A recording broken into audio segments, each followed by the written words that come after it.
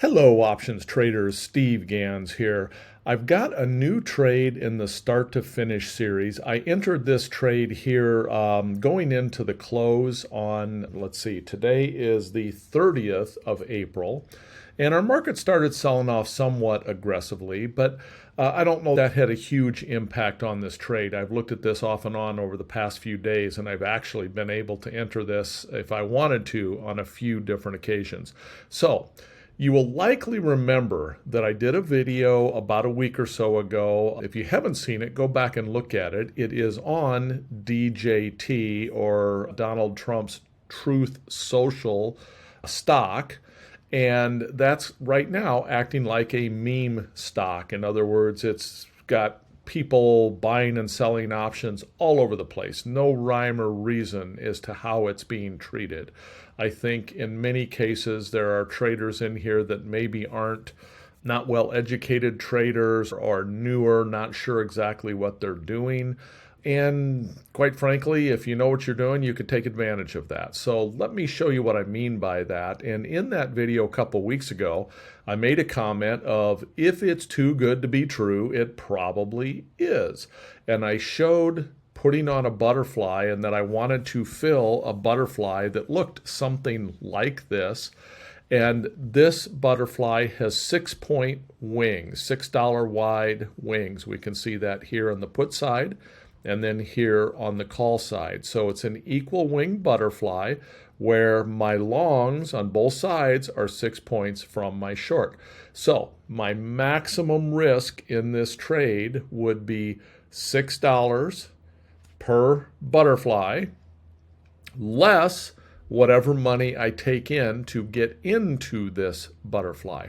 Now, because of the really wide bid-ask spreads, I modeled up this butterfly, and it was modeling up as though I could get $6.20 in credit for selling this butterfly.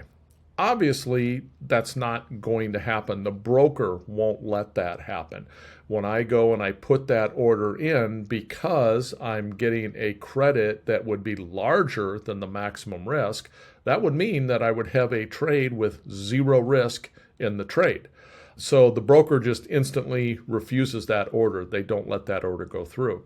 However, what I did in this particular case is I put an order out there to sell this put spread, and that order I put out at $4.16. Then I also put an order out to sell a call spread. That call spread filled at $1.90. Now I came into each one of these strikes and I plugged in my exact fill price. So I paid $2.90 for these long calls, and then I sold the short calls for $4.80. I sold the short puts for $11.98 and the long puts for $7.82. Again, I didn't enter these as an order for each individual strike. I just did the put spread. The market maker figured out whatever they wanted to give me for these two. But ultimately, I put an order out there for $4.16 on this. And then as soon as I got filled, I went and put this order out. Now, if you add up $4.16 and $1.90, that comes up to $6.06. So I got paid $6.06 for getting into a trade, and I did 10 of these, for getting into a trade that has a maximum risk of $6. What that means is, no matter what happens in this trade, in its current configuration, I will be up $60. Now, as this trade goes and works toward expiration, which is just a little over 2 weeks away, we can see that right now my P&L diagram shows really wonky. But that's irrelevant. It's showing really wonky here, the T0 line, this red line. It's showing as though after the close, and part of this is just because the bid-ask spreads really widen out after the close. Everybody pulls their offers, and so there aren't bids, there aren't asks, things like that. So during market hours, this would probably show as closer to break even. But I really don't care what this shows. This could show I was down $1,000. I know I'm not. I know the math in this trade, and I know that I have zero risk in this trade no matter what happens in this current configuration. So at the end of the day, I'm just going to wait for things to expire and see if they do happen to expire anywhere under this tent. It could be a really nice payday. Again, I have zero risk. I'm guaranteed of at least making about $50 on this trade at a bare minimum. Actually, my minimum profit, normally it would say minimum loss here, my minimum profit is going to be $60. So at the bare minimum, if this trade expires like this, I'll lock in $60. However, if this thing decays, I could have a $1,000, $2,000, $3,000 payday out of it. And it's just because the broker wouldn't let me enter this as a butterfly. So I ended up entering it in two separate trades, literally right back to back. I was filled on one a minute or two from getting filled on the other. And now I am in this fabulous position. Now, you'll notice that I said a couple of times here that in its current configuration. The reason I'm saying that is I previously was in a DJT trade where I had 3 cents in total risk in the trade. So it was very similar to this. It may have been a 5-point spread, and I sold that 5-point butterfly for $4.97. So I only had 3 cents worth of risk in the trade. However, I started getting assigned. So I got assigned a whole bunch of short shares. Not that I care, because again, these long strikes still protect me. So getting assigned the short shares of this, or getting assigned long shares of this, under normal circumstances is meaningless. It doesn't change my risk profile one bit.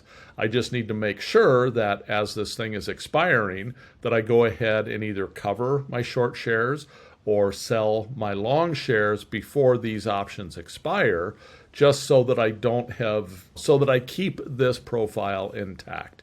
Now, what can impact this? It still doesn't change the risk profile, but if I get assigned short shares, the broker right now, they do not like people carrying short shares in any meme stock. It has nothing to do with the fact this is DJT. It's just a meme stock. And when you get into meme stocks that can explode in value or collapse in value very rapidly, they particularly don't like traders in short shares, because I could be short this at $49, and in the blink of an eye, it can open tomorrow morning at $90 for whatever reason, and then I am in huge trouble if I don't know how to use options and I don't have options covering this thing. So the bottom line is, brokers right now, if I get assigned short shares, I will have to work my way out of those short shares by buying to cover, and at the same time I buy to cover, I would sell some of these long calls. So it's not going to, at the end of the day, it's not going to change the profile. It just means that I may have to close out certain portions of this trade sooner than what I'd like, just because the broker doesn't want me holding short shares. But the whole structure essentially stays intact throughout the life of this trade. When I said a week or so ago, if it's too good to be true, it probably is. That is true, because I would have never gotten filled on this butterfly if I put it out there to try to sell it for $6.06 in credit when it only has $6 in risk. But by selling it or entering it as two separate trades, virtually back to back, I was able to achieve that objective of having this no risk. So just a little oddity that sometimes happens with meme stocks and wide bid-ask spreads, and I wanted to make sure I shared that with everyone. Take care.